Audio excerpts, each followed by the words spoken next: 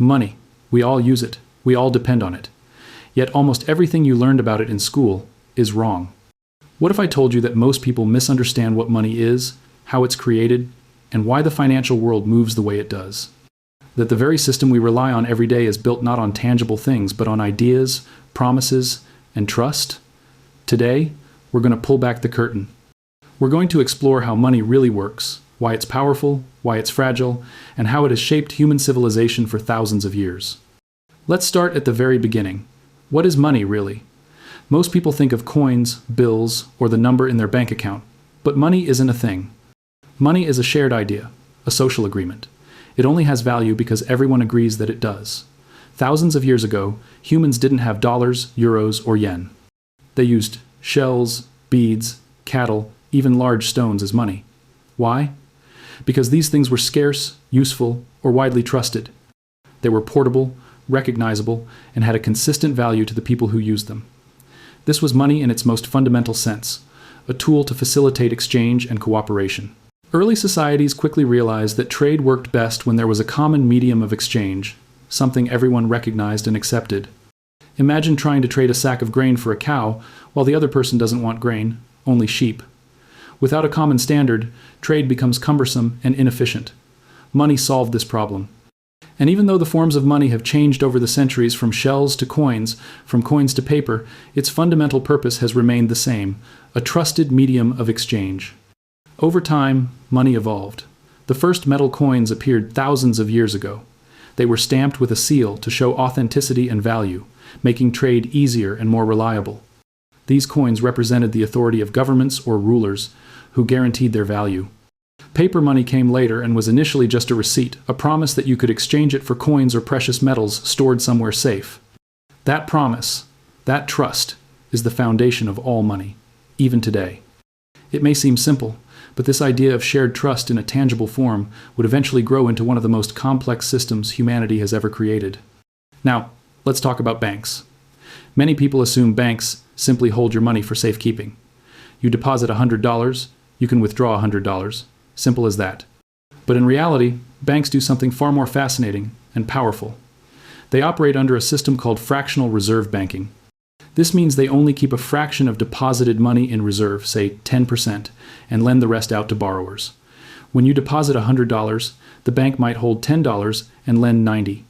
That $90 is spent, deposited in another bank, lent again, multiplied across the financial system. And suddenly, new money exists, created out of trust and credit, not from printing coins or bills. Think about that for a moment. The money in your bank account isn't just a record of what you put in. It's part of a vast network of promises and credit flowing through the economy. Your savings enable someone else to take a loan, start a business, buy a home, and that, in turn, creates more economic activity, more jobs, more opportunities. Money, in this sense, is not static. It is alive, constantly circulating, multiplying, and reshaping the world. This is where the illusion of wealth begins. Because when banks lend money, they are not just moving deposits, they are creating money in the form of credit. Mortgages, business loans, and credit cards all expand the money supply. One person's loan becomes another person's deposit. The system grows, economies grow, and wealth appears, even though no new physical money has been created. It is all built on trust, on the promise that debts will be repaid. And this is why debt can feel like wealth, and why too much debt can collapse entire economies. The more promises made, the greater the potential for failure if those promises cannot be kept. Interest is another critical piece of the puzzle. Every loan comes with an interest rate, which is effectively the cost of borrowing money. This may seem straightforward, but interest has profound implications. It ensures that money is always moving, always incentivizing lending, and always creating cycles of growth and contraction. Without interest, credit would stagnate. But with interest, the system expands, often faster than the economy can truly grow, and that expansion can lead to bubbles, large, unsustainable increases in asset prices fueled by too much borrowed money. Interest is also the reason that timing matters in finance. A small difference in interest rates can amplify wealth or create ruin over decades. When you borrow, you are not just taking money, you are entering a contract that compounds over time. This principle applies not only to individuals, but to entire nations. Governments borrow, repay, refinance, and sometimes default. The cost of borrowing can determine the fate of empires, the rise of cities, and the prosperity of generations. And that brings us to central banks. When people talk about money printing, they often imagine physical bills coming off a press. But modern central banks, like the Federal Reserve in the United States, don't need to print bills to expand the money supply. They can create money digitally. They control the economy through interest rates, lending requirements, and purchasing financial assets in the open market, a process known as quantitative easing. When they do this, money is born not in the form of paper or coins, but as numbers in bank accounts. New money enters the economy, influencing spending, investment, and inflation. It is an invisible yet immensely powerful force, capable of shaping entire nations. Central banks are also the ultimate stabilizers of the system, but their actions are a delicate balance. Raise interest rates too high, and you risk choking off growth. Keep them too low for too long, and you risk creating bubbles, speculative manias, and future crises. Their decisions ripple through the economy, affecting every mortgage, every investment, every business plan. And yet, most people never see or understand the full impact. Because money has become so abstract, so digital, that we rarely notice its flows until it's too late. Throughout history, this system of credit creation and centralized control has led to cycles of boom and bust. When credit is abundant and interest rates are low, asset prices soar, people feel wealthy, economies expand. But this expansion is often built on fragile foundations. When confidence falters, when debts come due, when lending tightens, the illusion disappears, and economies crash. These cycles have repeated over and over. The tulip mania in 17th century Holland, the South Sea bubble, the Great Depression of 1929, the 2008 financial crisis, and countless lesser-known crises in between. Different eras, different countries, different currencies, but the underlying mechanics remain the same. Money is a human invention, and like all inventions, it can fail. Modern money exists mostly digitally. Cash is increasingly rare. Your bank balance, your credit card limit, your mortgage, these are all numbers on a screen, promises stored electronically. Even cryptocurrencies, often touted as revolutionary, rely on trust in mathematics and consensus protocols rather than in government or banks. But the principle is the same. Money, at its core, is trust made tangible. It is an agreement among people to assign value to certain symbols or promises.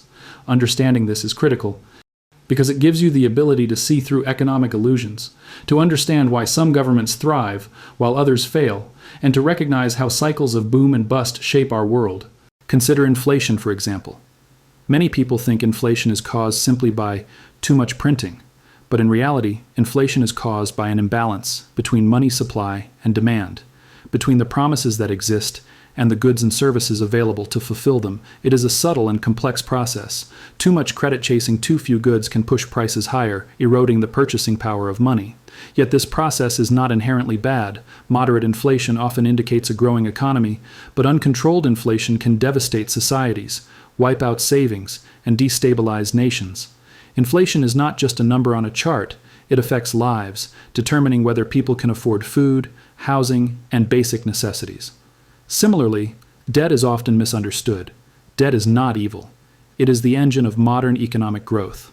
By borrowing, individuals, businesses, and governments can invest in the future, expanding productivity and creating wealth. But when debt grows faster than the economy or becomes concentrated in fragile institutions, it becomes dangerous. Excessive debt leads to financial crises, forcing governments and central banks to intervene, often with massive interventions that further expand the money supply and create moral hazards, situations where those who take the biggest risks are protected, while the consequences fall on others. This cycle repeats itself over centuries, and yet many never pause to consider the fragile nature of the promises that underpin it all. Throughout history, we can see patterns repeating over and over again. Crises emerge when too much trust, too much credit, and too much speculation collide. Wealth appears suddenly and disappears just as quickly. Entire civilizations have risen and fallen because of the way money was created, distributed, and trusted, or not trusted. From the silver debasement of ancient Rome to the Weimar hyperinflation to modern financial crises, the story is always the same. Money is not just a tool for trade.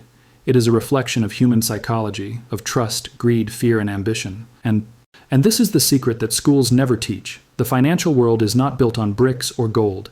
It is built on faith, imagination, and human behavior. Understanding money is not just about learning formulas or memorizing history. It's about understanding how people interact with promises, how institutions expand or contract those promises, and how the invisible threads of credit and trust shape the lives of billions of people every day. Once you understand that, you begin to see the world differently. You begin to recognize why governments intervene in markets, why central banks adjust interest rates, why bubbles form and burst. You begin to understand that your personal wealth, your savings, and your future are connected to this vast, invisible web of promises. Money is more than currency. It is human ingenuity, human trust, human ambition, and, like all human creations, it is powerful, fragile, and endlessly fascinating. So the next time you check your bank account, swipe your card, or hear news about the stock market, remember this: money is not just a tool. Money is a story we all agree to believe. And understanding that story is the first step toward mastering it, navigating it, and maybe even using it to your advantage. The world runs on promises, and once you understand that, you see everything differently. Money is strange, money is powerful, money is fragile, and now, at last, you know how it really works. Understanding this is not just knowledge, it is a lens through which the past, present, and future of civilization can be understood. Money is not static, money is alive, and it is the invisible force that shapes every society on Earth.